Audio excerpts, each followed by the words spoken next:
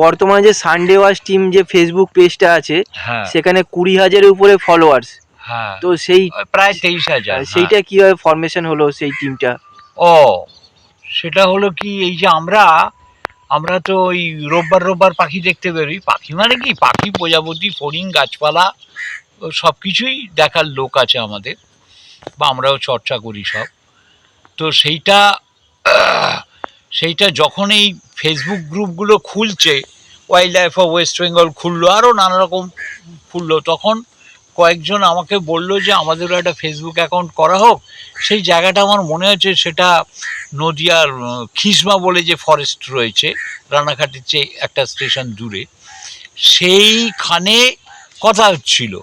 তো আমি বললাম যে ঠিক আছে, একটা তাহলে ফেসবুক গ্রুপ করা হোক, সানডে ওয়াচ এরকম হবে। সেই তখন থেকেই সানডে ওয়াচ শুরু হয়ে গেল। কিন্তু এটা তো প্রায় হয়ে গেল, প্রায় কাছাকাছি।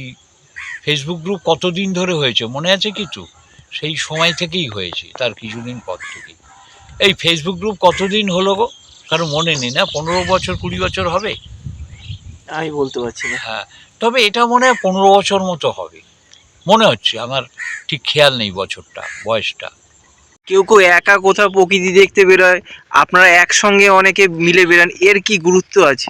ও, এটা না, এই যুরাজিৎ দাশগুপ্ত বলে একজন আছেন, তার নাম অনেকেই জানেন। সে মূলত প্রজাপতি বিশেষজ্ঞ এবং কীটপতঙ্গ নিয়ে বিশেষ চর্চা করে। তার সেসব বই টই ওগুলো লোকজন পড়ে, আমিও পড়ি। ওকে আমি একদিন জিজ্ঞাসা করেছিলাম যে ও, একা পাখি দেখা ভালো না লোকজন নিয়ে? ও দু একজন বার্ড ওয়াচারের নাম বলেছিল, বলেছিল এরা কিন্তু সবসময় বলেছে যে একজন দেখাই ভালো, one man team is the best team, এটা বলেছিল। কিন্তু আমরা যারা পাখি দেখতে বেরোই, বিশেষ করে আমি আমি না একা ফিল্ডে খুব একটা সুবিধে করতে পারি না। কারণ এত বড় জায়গা, সকাল থেকে সন্ধে পর্যন্ত দেখছি, সে অত কি আর আমি দেখতে পাবো? অনেকে যদি একসঙ্গে থাকে তাহলে অনেকগুলো চোখ আছে, অনেকগুলো অভিজ্ঞতা আছে, অনেকগুলো অনেকগুলো দক্ষতা বলো, বিশেষজ্ঞতা রয়েছে। ফলে তারা অনেকটা দেখতে পায়। আমাকে দেখালে আমিও সেটা দেখছি, আমিও একটা দেখছি, তাদেরকে দেখাচ্ছি।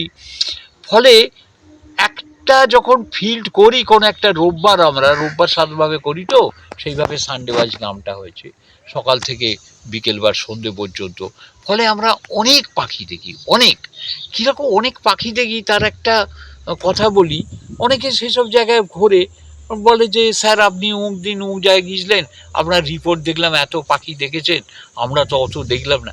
একজন দুজন এলে, 1-2 ঘন্টা থাকলে কি আর অত দেখা যায়? সেটা হয় না। 15-20 জন এলে, 10-15 জন এলে, তাহলে সেটা অনেক সময় আমাদের কোনো জায়গায় দেখা যায় যে 30 জন লোক হয়ে যাচ্ছে, 35 জন হয়ে যাচ্ছে। আবার অনেকে আপত্তি করে যে একসঙ্গে অত লোক হলে সে তো পাখি ডিস্টার্ব হবে। আরে এই 30-40 জন লোক তো একসঙ্গে যাচ্ছে না, গোটা এলাকায় তা ছড়িয়ে পড়ছে। ধরা যাক নলবনবেড়ি, অতখানি জায়গা, সেখানে 40 জন লোক কিছু বোঝা যাবে? 30 জন লোক কিছুই বোঝা যাবে না। অলরেডি ওখানে যারা মাছের চাষ করছে, অলরেডি ওখানে যারা মানে জেলে বলো বা যাই বলো, তারাই তো প্রায় 50-60 জন রয়েছে সর্বক্ষণ। সেখানে আমরা 30 জন যাচ্ছি, অতগুলো ভেড়ি এদিক ওদিক ছড়িয়ে যাচ্ছে। আমাদের ফিল্ডে গিয়ে আমরা ট্রেন থেকে নামলাম বা বাস থেকে নামলাম, একটা টাইম দেওয়া রয়েছে, তখন দেখা যাচ্ছে এতজন লোক, একটু পরেই দেখা যায় যে সব এদিক ওদিক ছড়িয়ে গেছে।